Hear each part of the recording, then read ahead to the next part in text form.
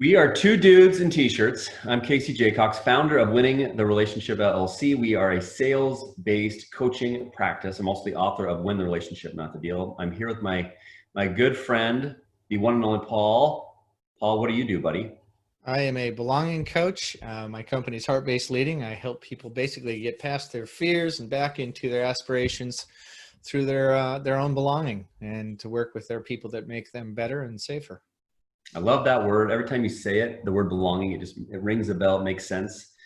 Today, first, I hope everybody enjoyed episode one. And episode two is about the art of listening.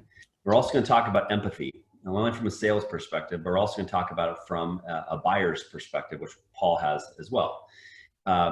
The listening, though, you guys, is so important in the sales process. It's so important to be elite as a seller, because the shitty salesperson, as we learned in episode one, they're the ones that want to tell you everything.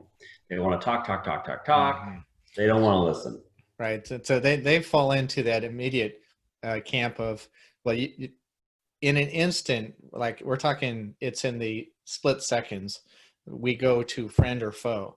And the friend is someone that you will go into belonging with, where you will actually take care of each other in the relationship. The foe is the one where the salesperson is a predator and it's all about the numbers, and you are nothing more as a means to their numbers.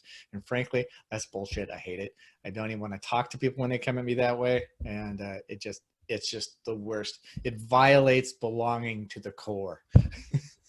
Well, when you said the word predator, I felt really gross and yucky. And if you're a salesperson out there and you felt that, that means that's probably a good thing, because you never want to be that person, right? We want No.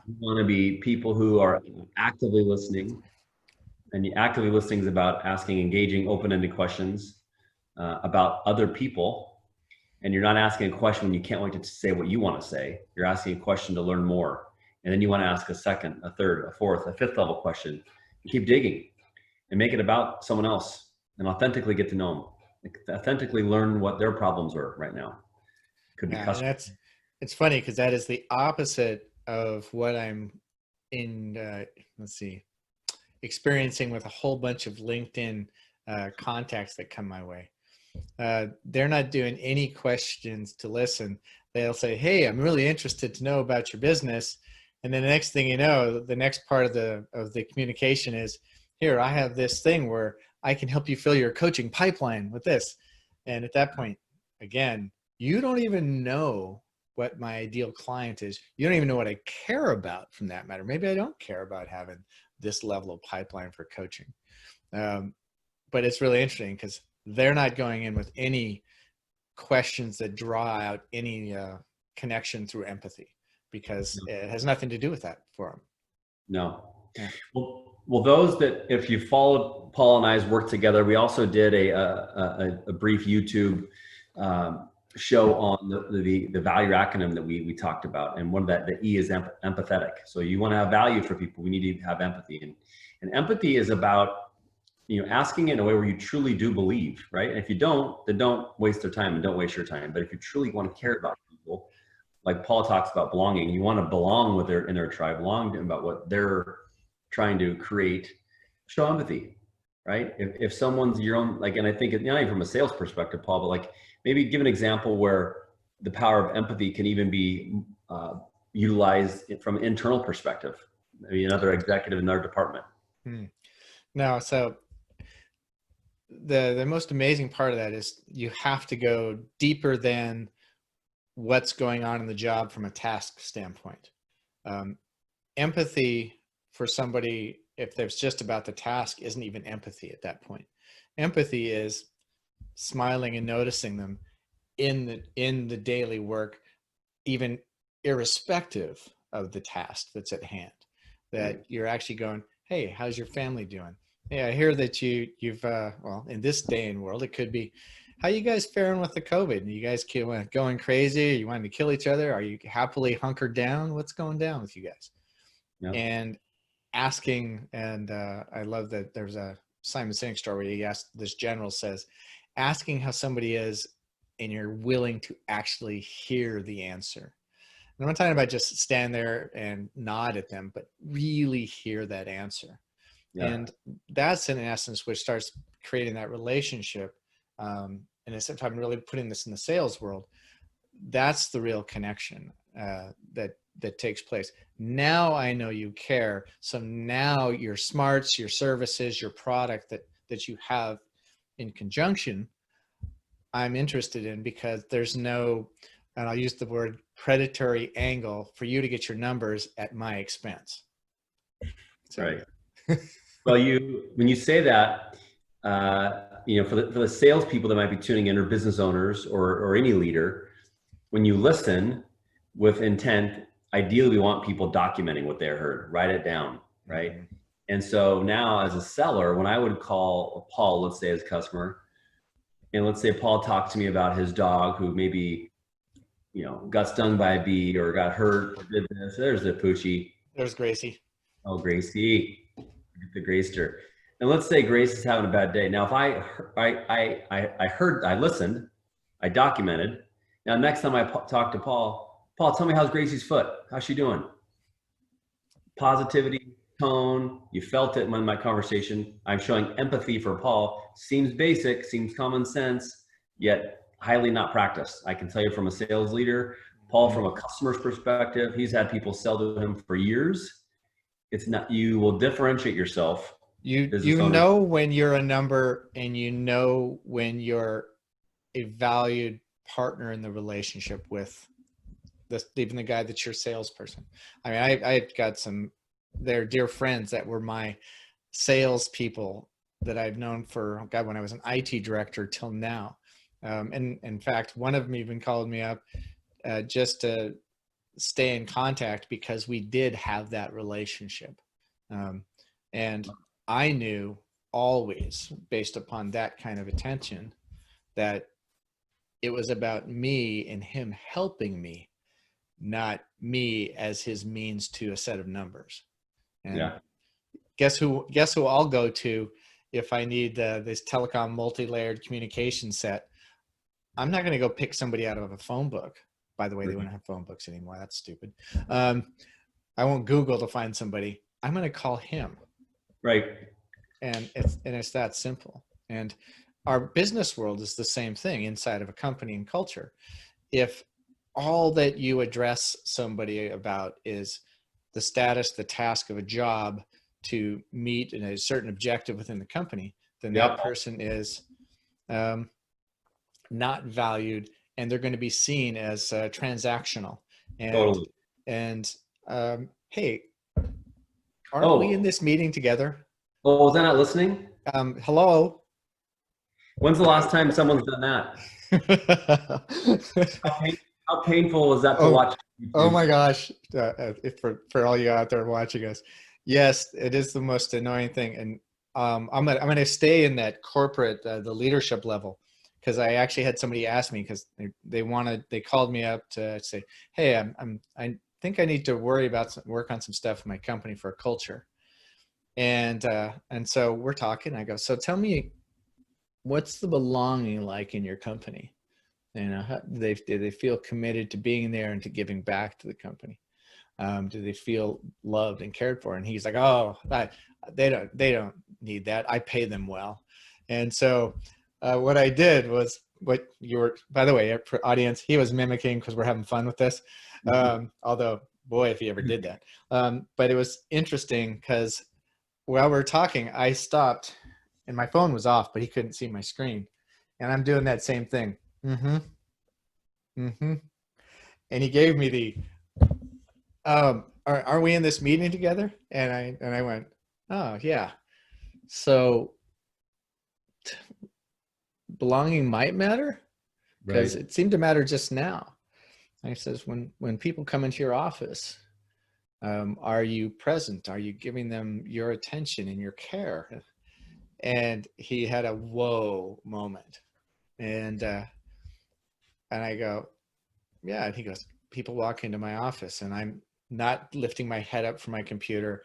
I'm still answering or reading an email while they're sitting there. And he's like, oh.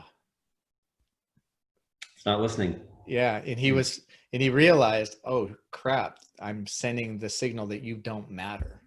maybe that's that whole thing. If we're looking at this from the sales side, if you're selling to me, I matter if I matter. I have a problem. I have an aspiration I'm trying to get to, and you're going to help me surpass that problem and kick ass in the aspirational side. Now, if you care about me on that level, man, I am jumping both feet in to work with you versus somebody who might even be a cheaper vendor at that standpoint, because you can save all the dollars you want, but those dollars will never be able to make the choice to save you. Where I would go, no, if I'm in a pinch, I can call Casey, and this shit's going to get real, and we're going to make it happen. So let's think about that for a second. So like, I love the gentleman story you told, because what's awesome about that story is, whether it's the gentleman you talked about, me, Paul, someone out there watching, we have control over fixing that solution. All it takes is the act of listening and wanting to create volume, like Paul talks about. And if I could hear you right now, I'd love to ask you, like, how awkward was that to watch Paul talking, excited to tell something, and I just was like, yeah, I'm hearing him, I'm not listening to him. I might think I am, and as much as I think I'm that busy, or I'm that important, or I have that many awesome things to do, we don't. What creates the most authentic and genuine and beautiful relationships is when you make the person you're looking at the most important person ever. Because when he or she walks away from you, they're gonna feel differently. They're gonna tell people about it. They're gonna want to refer you to others, and we have control over that, right? And so it's a question to ask yourself: how invested in that relationship do you want to be? How present do you want to be? And I think that's the question Paul and I, we want you guys to ask at home as we're doing these things for you guys. Isn't that the craziest thing? That's all you have to do is stop and make that genuine choice. And you're not talking about the whole day. You're just right there in the moment, however long the meeting you've set up, to make them the person that matters. Yeah. I mean, I guess it's weird to think that that's not the case. And it's actually not the case a lot of the time. Let's face it, we live in a world where it's process and AI and technology, that's what you have to do to make all this work, because it's nothing more than a numbers game. You're going to make this many calls. You're going to get this percentage are going to come through. You're going to call somebody 7 times, because after 5, things are going to stick, and they're going to answer you back, because frankly, they're tired of you calling, and they're going to answer just so you'll stop. Which we will dive into in a later episode when we talk about persistence and diligence. Yeah. But I have a question for you. As you think about what we're talking about, as we get ready to wrap up here, for the person at home or person at work that's saying, empathy, come on, guys, what are you talking about? I'm not, like, that's way too uncomfortable. I'm not going to ask the customer how her daughter's soccer game was. Do you think she really cares or thinks I care? Well, what would you say to her? Good luck having long-term wonderful relationships in the sales world, because the fact of the matter is, yeah, if you're only interested in that person for closing the sale, that's and to use your book, to win the deal versus win the relationship. We're whole people, and whole people matter. And the daughter at the soccer field, that's actually part of the game. The beautiful thing is now, not being a crazy stalker, but you have the ability to know who your clients are through their social media. Even you can find out, hey, there's this. Oh man, I hear that you're going through some stuff there. I saw what you posted. I don't want to invade your space on that, but are you okay? Is there something I can focus on a little bit more for you to help you in whatever service I might provide for you? And so we have that ability. It's at most of it's in our fingertips on this phone to actually get to know the person, so you can actually have that relationship and show up as mattering more. And right. Yeah, your job is to do sales, but no, you can do that. Now, if I want to play neuroscience dork geek, you actually, when you do that stuff, you're changing the game in the belonging elements, which is now you're connecting with somebody. In that connection, you're going to build oxytocin, and you're going to also increase serotonin, because someone feels good around you, and that's going to create the confidence chemicals in serotonin. I tend to call this the team OS, which is you become a team with that person through your oxytocin and serotonin upload, uptick that happens when you're connecting. Just like us, when we smile together, we're laughing, we're actually creating oxytocin and serotonin across this screen here. And from that, we both go, yeah. Well, that yeah is the human connection that only happens on the emotional side with the empathy. And yes, it's a neurochemical set of magic that happens that can actually transpire even over a Zoom meeting. But that's the game changer. And if you think about it now, where everybody's in fear, so they're going to actually come at this from a COVID standpoint, and they're going to be resistant out the gate because it's hard to trust when you're coming from a place of fear, even if it's just low-grade COVID-19 fear that's in the way. Getting past that so that you actually get into the relationship, so you can become mutually valuable to each other in providing something and providing compensated value for it. I mean, hello, that is nothing but emotion. And that's where the real game is won. Dr. Paul with not a mic drop, but a stethoscope drop. That just happened. So let's wrap this up and give some key takeaways. So what we heard was be present, ask open-ended questions, be prepared with open-ended questions. And what I mean by that is don't go into a meeting and wing it. Write down 4 or 5 questions that you think you really want to ask, because there might be times in a meeting you're going to get stuck. You might be, the client might say something, you're like, oh, what do I say now? Look, you can look down at your notes, it's okay. But be prepared to ask open-ended questions that might take the conversation elsewhere. Show the customer that you care about them. You did your homework enough to ask them thought-provoking questions about their business. You use your pre-notes, your notes before that you used to document the last time you talked to somebody, to use open-ended questions about empathy, about what might be going on in his or her life. Anything else you might think of, Paul? Yeah, and to lean into the emotional side of it, to go back into that empathy stuff. You're building. I'll go back to the Team OS concept. You're building a partnership, a relationship where it's not just you selling them something; it's you helping them get to their higher aspirations, to get through that problem that's in the way, and then that becomes this mutual win-win space. And that's going to carry you to the next long-term decision that preserves the relationship, so that you're number one when it comes down to, I need to, like Ben's my buddy I knew that did all this telecom stuff. I'm going to call Ben. I still think about him now from that standpoint of, just because, man, that guy had my back. I was perfectly fine paying and signing the things to get him paid because he helped me keep my company running well. He got us out of a pinch in so many things, and that's part of the relationship. But you only get that if you get into that emotional space. So when people say the emotions don't matter, well, stick with your numbers. Just know the numbers are never going to save you. Somebody else who is not a number, a person, can. Love it. I got an idea I just thought of. We need to have a call to action on the 2 dudes talking business and t-shirts. And mine is, and away we go. And Paul, be you more, which I love. Mine is be you more, because as long as you're defining yourself as just a pure transaction, you're limiting so much more that you offer. So think beyond your job description. Think in your own strengths and in your deep character, because that's where the magic actually happens. And that's where you create new things that make anything in your job even that much better. So I want to do a giveaway, and I just thought of this on the fly. Okay. So I want to give away a signed book to the first person that leaves a comment on this video that can tell us what the most famous Maya Angelou quote is about empathy and about listening. And I want to see who can respond quickly and accurately, and leave your comment below. Paul and I will take a look at it. We'll judge it together, whoever we think is first and most accurate. And then if Paul wants to throw in anything, if he might throw in his dog. Who knows? You never know what he might. Oh, no, I can't throw my dog, man. Nope.